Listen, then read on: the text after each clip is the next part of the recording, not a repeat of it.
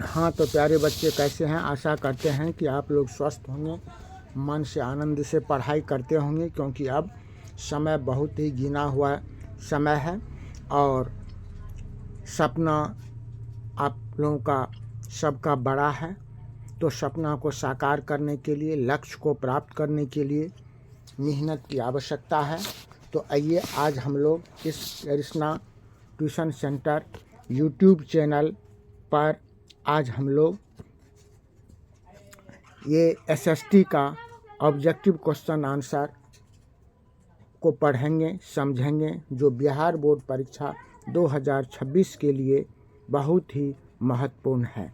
तो आज हम लोग सर्वप्रथम इस पोस्ट में ऑब्जेक्टिव क्वेश्चन को, जो पॉलिटिकल साइंस से, राजनीतिक शास्त्र से, सिविक्स से लिया गया है, उसके महत्वपूर्ण प्रश्न को देखेंगे। पहला प्रश्न आपके सामने में आ चुका है। पहला प्रश्न है, भारत में कहाँ औरतों के लिए आरक्षण की व्यवस्था है? तो पंचायती राज व्यवस्था में। सही जवाब क्या होगा? पंचायती राज व्यवस्था में। सही व्यवस्था क्या होगा? पंचायती राज व्यवस्था में। अगला प्रश्न है, भारत में वर्तमान में कितनी प्रतिशत महिलाओं को संसद में प्रतिनिधित्व प्राप्त है?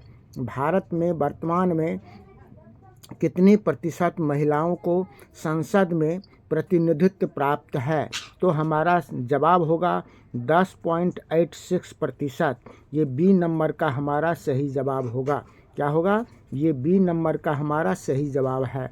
अगला प्रश्न है, बेल्जियम के किस शहर के स्कूल में फ्रेंच बोलने पर रोक लगा दी गई थी? बेल्जियम के किस शहर के स्कूल में फ्रेंच बोलने पर रोक लगा दी गई थी?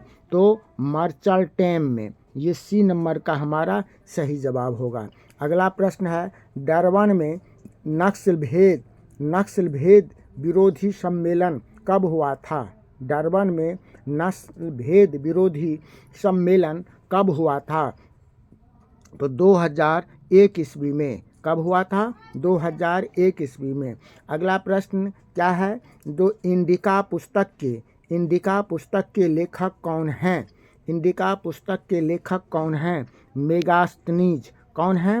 मेगास्थनीज। अगला प्रश्न क्या है, श्रीलंका में तमिल मुख्य रूप से रहते हैं। कहाँ रहते हैं? किस प्रांत में रहते हैं? श्रीलंका में तमिल मुख्य रूप से किस प्रांत में रहते हैं? तो उत्तरी पूर्वी प्रांत में। कहाँ रहते हैं? उत्तरी पूर्वी प्रांत में। भारत में बहुसंख्यक आबादी किस समुदाय का है? भारत में बहुसंख्यक आबादी किस समुदाय का है? सिख समुदाय का, मुस्लिम समुदाय का, हिंदू समुदाय का, ईसाई समुदाय का? तो सही जवाब क्या होगा? हिंदू समुदाय का। किसका होगा? हिंदू समुदाय का। अगला प्रश्न है, भारतीय संविधान के अनुसार भारतवर्ष को घोषित किया गया था। क्या घोषित किया गया था? भारतीय संविधान के अनुसार भारतवर्ष को धर्मनिरपेक्ष राज्य घोषित किया गया था। क्या घोषित किया गया था? धर्मनिरपेक्ष राज्य घोषित किया था। महत्वपूर्ण क्लास चल रहा है। क्लास को आप लोग ज़रूर शेयर और लाइक कीजिएगा। जो अभी तक इसमें चैनल को सब्सक्राइब नहीं किए हैं, वह सब्सक्राइब भी कीजिएगा, ताकि यह चैनल जो है दिन दिन आगे बढ़े और बड़ा हो। इसीलिए आप लोग इसे सब्सक्राइब भी कीजिएगा, अपने दोस्तों के बीच में सब्सक्राइब भी कराइएगा। अगला प्रश्न है, काले दस्ताने और बंधी हुई मुठ्ठियाँ प्रतीक थी। काले दस्ताने और बंधी हुई मुठ्ठियाँ किसकी प्रतीक थी? अश्वेत शक्ति का। किसका था? अश्वेत शक्ति का। अमेरिका में अश्वेत शक्ति आंदोलन उग्र रूप से कब उभरा था? अमेरिका में जो अश्वेत क्रांति हुआ था, अश्वेत शक्ति आंदोलन हुआ था, वह मुख्य रूप से कब तीव्र हुआ था? 1966 ईस्वी में। कब हुआ था? 1966 ईस्वी में। अगला प्रश्न है, बिहार की साक्षरता कितना है? 47%। बिहार की साक्षरता कितनी है? 47%। अगला प्रश्न है जो इनमें से किस संस्था में महिलाओं को 50% आरक्षण प्रदान किया गया है? स्थानीय पंचायती राज संस्था में। इसमें क्या गया था? 50% महिलाओं को आरक्षण जो है इसमें स्थानीय पंचायती राज व्यवस्था में किया गया है। अगला प्रश्न है भारत में राष्ट्रीय स्तर पर पंचायती राज की स्थापना कब हुई? भारत में राष्ट्रीय स्तर पर पंचायती राज की स्थापना कब हुई? 1959 ईस्वी में। कब हुआ था? 1959 ईस्वी में। संघ सरकार का उदाहरण क्या है? संघ सरकार में किसका उदाहरण है? संघ सरकार, ये अमेरिका है। संघ सरकार का उदाहरण क्या है? अमेरिका। अगला क्या है? भारत में सर्वप्रथम नगर निगम की स्थापना किस शहर में किया गया था? भारत में सर्वप्रथम नगर निगम की स्थापना चेन्नई शहर में किया गया था। किस शहर में किया गया था? चेन्नई शहर में किया गया था। भारत में संविधान सभा का गठन कब हुआ था? भारत में संविधान सभा का गठन 1946 ईस्वी में हुआ था। कब हुआ था? 1946 ईस्वी में हुआ था। अगला प्रश्न है पंचायत समिति का प्रधान कौन होता है? पंचायत समिति का प्रधान कौन होता है? प्रमुख होता है। पंचायत समिति का प्रधान कौन होता है? प्रमुख होता है। अगला है निम्नलिखित में से कौन केंद्र शासित प्रदेश है? निम्नलिखित में से कौन केंद्र शासित प्रदेश है? छत्तीसगढ़ नहीं होगा, उत्तराखंड नहीं, चंडीगढ़ है। कौन है केंद्र शासित प्रदेश? चंडीगढ़ है। बिहार में नगर निगम में वार्डों की न्यूनतम संख्या क्या है? बिहार में नगर निगम में के वार्डों की न्यूनतम संख्या 42 है। कितना है? बिहार में नगर निगम में वार्डों की न्यूनतम संख्या 42 है। अगला प्रश्न है पंचायती राज व्यवस्था सर्वप्रथम भारत में किस राज्य में शुरुआत हुई थी? राजस्थान, उत्तर प्रदेश, महाराष्ट्र, बिहार। पंचायती राज व्यवस्था सर्वप्रथम जो है राजस्थान में शुरू हुआ था। कहाँ हुआ था? राजस्थान में। ग्राम पंचायत का सचिव कौन होता है? ग्राम पंचायत का सचिव कौन होता है? पंचायत सचिव होता है। कौन होता है? पंचायत सचिव। संघीय व्यवस्था में सरकार होती है। संघीय व्यवस्था में सरकार क्या होती है? एकल, दोहरी, त्रिस्तरीय, दोहरी होती है। संघीय सरकार में सरकार क्या होती है? दोहरी होती है। अगला प्रश्न है सूचना के अधिकार आंदोलन की शुरुआत कब हुई? सूचना के अधिकार आंदोलन की शुरुआत कहाँ से हुई थी? सूचना के अधिकार आंदोलन की शुरुआत कहाँ से हुई थी? राजस्थान, दिल्ली, तमिलनाडु, बिहार। कहाँ से हुई थी? तो राजस्थान से हुई थी। कहाँ से हुई थी? ये सूचना के अधिकार आंदोलन की शुरुआत राजस्थान से हुई थी। जनता दल यूनाइटेड पार्टी का गठन कब हुआ? जनता दल यूनाइटेड पार्टी का गठन कब हुआ था? 1999 ईस्वी में। कब हुआ था? 1999 ईस्वी में। अगला प्रश्न है गठबंधन सरकार की पकड़ प्रशासन पर क्या होती है? जब ये गठबंधन की सरकार होगा तो उसका पकड़ ढीली होगा। नहीं, उसका पकड़ क्या हो जाएगा? ढीली होगा। किस देश में बहुदलीय शासन व्यवस्था किस देश में बहुदलीय व्यवस्था नहीं है? किस देश में बहुदलीय व्यवस्था नहीं है? पाकिस्तान, भारत, बांग्लादेश, ब्रिटेन में नहीं है। किस देश में नहीं है? ब्रिटेन में नहीं है। 15वीं लोकसभा चुनाव से पूर्व लोकसभा में महिलाओं की भागीदारी थी। महिलाओं की भागीदारी कितना था? मात्र 10% था। 15वीं लोकसभा से पूर्व लोकसभा में महिलाओं की भागीदारी मात्र 10% था। नर्मदा बचाओ आंदोलन किससे संबंधित है? पर्यावरण, शिक्षा, भ्रमण और उर्वरक। तो नर्मदा बचाओ जो कि मेघा पाटेकर के द्वारा है, ये नर्मदा बचाओ आंदोलन ये पर्यावरण से संबंधित है। किससे संबंधित है? पर्यावरण से है। अगला है भारत में सूचना के अधिकार की मांग सर्वप्रथम किस राज्य से उठी थी? भारत में बहुत ही महत्वपूर्ण प्रश्न सब है, एकदम समझिए, परीक्षा में इससे पूछा ही जाएगा। भारत में सूचना के अधिकार की मांग सर्वप्रथम किस राज्य में हुई थी? किस राज्य में? राजस्थान में हुआ था। किस राज्य में? राजस्थान में। संपूर्ण भारत में सूचना का अधिकार किस वर्ष लागू किया गया था? सूचना का अधिकार संपूर्ण भारत में सूचना का अधिकार ये जब सप्रसंग की सरकार थी, ये गठबंधन की, कांग्रेस की गठबंधन की सरकार थी 2005 में, उस समय में ये सूचना के अधिकार का जो है यह लागू किया गया था। ताड़ी विरोधी आंदोलन किस प्रांत से शुरू हुआ? ताड़ी विरोधी आंदोलन किस प्रांत से शुरू हुआ था? ये ताड़ी विरोधी आंदोलन किस प्रांत से शुरू हुआ था? ताड़ी विरोधी जो है वह बिहार, उत्तर प्रदेश, आंध्र प्रदेश से शुरू हुआ था। कहाँ से? आंध्र प्रदेश से। डॉक्टर मनमोहन सिंह की सरकार के गठबंधन का क्या नाम था? यही स्वप्रंग है, ये है ना, जो जिसमें ये क्या कहते हैं, कम्युनिस्ट पार्टी था, है नहीं, उसके बाद राजद था, और सब जो क्षत्रिय पार्टी सब है, ये सब मिला करके ये मनमोहन सिंह की सरकार का गठबंधन था।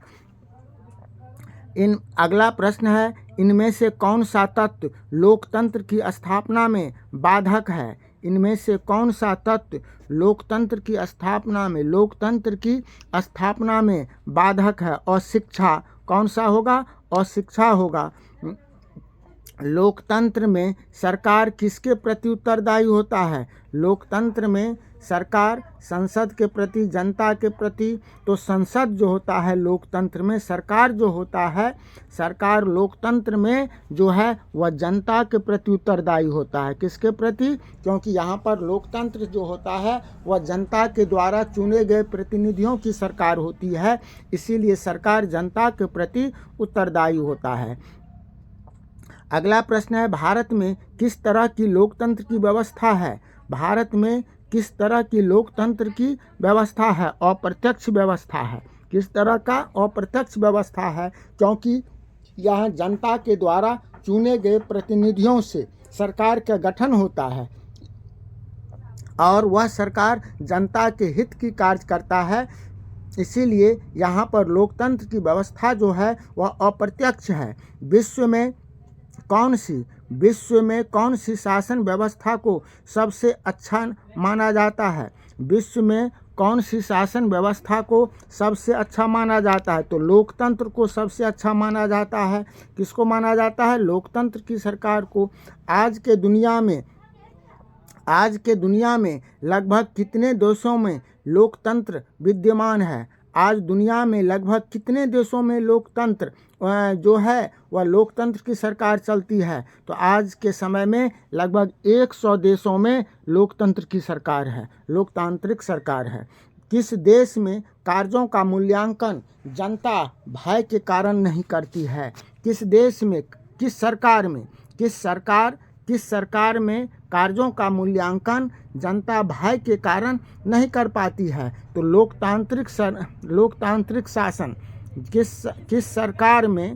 सरकार के कार्यों का मूल्यांकन किस सरकार के कार्यों का मूल्यांकन जनता भय के कारण नहीं कर सकती है? तो मूल्यांकन लोकतांत्रिक सरकार ये नहीं होगा। राजतंत्र सरकार, तानाशाही सरकार, है ना, लोकतांत्रिक सरकार, ठीक है। अगला क्या है? सरकार किस सरकार में चुनाव नियमित रूप से होते हैं? किस सरकार में चुनाव नियमित रूप से होता है? लोकतंत्र में होता है। किस में होता है? लोकतंत्र में होता है। चुनाव जो है लोकतंत्र में होता है। अगला प्रश्न है, इसमें थोड़ा सा डाउट है, ये तानाशाही होना चाहिए, ठीक है। अगला प्रश्न क्या है?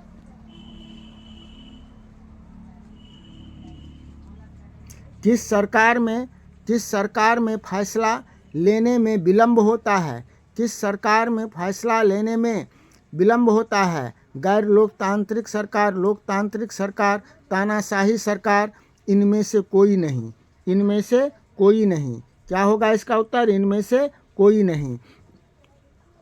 अगला प्रश्न है, लोगों के बीच नियमित संवाद की गुंजाइश किसमें बनी रहती है? लोकतंत्र में बनी रहती है। किसमें बनी रहती है? लोकतंत्र में बनी रहती है। अगला प्रश्न क्या है? लोकतंत्र में फैसले लिए जाते हैं। लोकतंत्र में फैसले लिए जाते हैं व्यक्ति विशेष के द्वारा, प्रधानमंत्री के द्वारा, सामूहिक सहमति के द्वारा, सामूहिक सहमति के द्वारा फैसले लिए जाते हैं। अगला प्रश्न है, निम्नांकित में कौन सा कारक लोकतंत्र की चुनौती है? राष्ट्रीय विकास, देश प्रेम, जातिवाद। सबसे ये लोकतंत्र के लिए चुनौती है। लोकतंत्र के लिए सबसे बड़ा चुनौती क्या है? जातिवाद है। क्या है? लोकतंत्र के लिए सबसे बड़ा चुनौती क्या है? जातिवाद है। अगला है, विश्व का सबसे बड़ा लोकतांत्रिक देश कौन है? विश्व का सबसे बड़ा लोकतांत्रिक देश कौन है? भारत है। विश्व का सबसे बड़ा लोकतांत्रिक देश भारत है। इसको याद रखिएगा। विश्व में लोकतंत्र, भारतीय लोकतंत्र के कितने अंग हैं? भारतीय लोकतंत्र के कितने अंग हैं? भारतीय लोकतंत्र के कितने अंग हैं? 3 अंग हैं। भारतीय लोकतंत्र के कितने अंग हैं? 3। कार्यपालिका, विधायिका और न्यायपालिका, ये 3 अंग हैं। कौन कौन? याद रखिएगा, कार्यपालिका, न्यायपालिका और विधायिका, ये 3 अंग हैं। 14वीं लोकसभा में महिलाओं की भागीदारी कितनी प्रतिशत रही? 14वीं लोकसभा में महिलाओं की भागीदारी 6.51% थी। कितना थी? 6.51% थी। 15वीं लोकसभा में, ये 14वीं में था, 15वीं लोकसभा में महिलाओं की संख्या कितनी थी? 15वीं लोकसभाओं में महिलाओं की संख्या 59 थी। कितना था? 59। ठीक है। अगला प्रश्न क्या है? दुनिया के कितने हिस्से में अभी भी लोकतांत्रिक शासन व्यवस्था नहीं है? दुनिया के कितने हिस्से में अभी भी लोकतांत्रिक शासन नहीं है? तो लगभग 1/4 देशों में, लगभग 1/4 दुनिया के 1/4 देशों में लगभग अभी तक लोकतांत्रिक शासन व्यवस्था नहीं है। अगला प्रश्न है, 15वीं लोकसभा चुनाव से पूर्व लोकतंत्र में महिलाओं की भागीदारी कितना था? महिलाओं की भागीदारी 10% थी। कितना था? 10% था। अगला है, क्षेत्रवाद की भावना का एक कुपरिणाम क्या है? क्षेत्रवाद की भावना का है अलगाववाद। क्या है? अलगाववाद।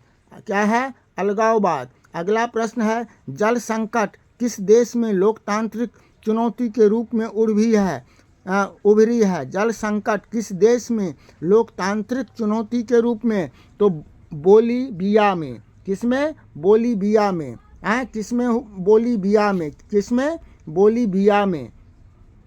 तो इस तरह से प्यारे छात्र छात्राएं, आज हम लोग ये सिविक्स का महत्वपूर्ण इम्पॉर्टेंट क्वेश्चन देखे हैं आप लोगों के लिए, जो परीक्षा में बहुत ही महत्वपूर्ण है। इससे आपकी सफलता में 4 चांद लगाने का काम करेगा। इसी आशा के साथ इस क्लास को लाइक और शेयर ज़रूर कीजिएगा। जो अभी तक इसे सब्सक्राइब नहीं किए हैं वह सब्सक्राइब भी कीजिएगा। और आप सबों को अनिल सर का बहुत बहुत धन्यवाद। फिर मिलते हैं नेक्स्ट क्लास में दूसरा चीज़ लेके, दूसरा आपके लिए महत्वपूर्ण चीज़ लेके। तब तक सबको धन्यवाद।